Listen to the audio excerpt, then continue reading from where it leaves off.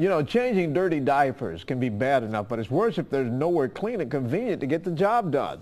And now Hollywood star Ashton Kutcher is on a mission to get diaper changing stations in men's public restrooms. Kutcher and his fiancée, Mila Kunis, welcomed their first child 5 months ago, and Kutcher took to Facebook to complain about the lack of accommodations in men's bathrooms.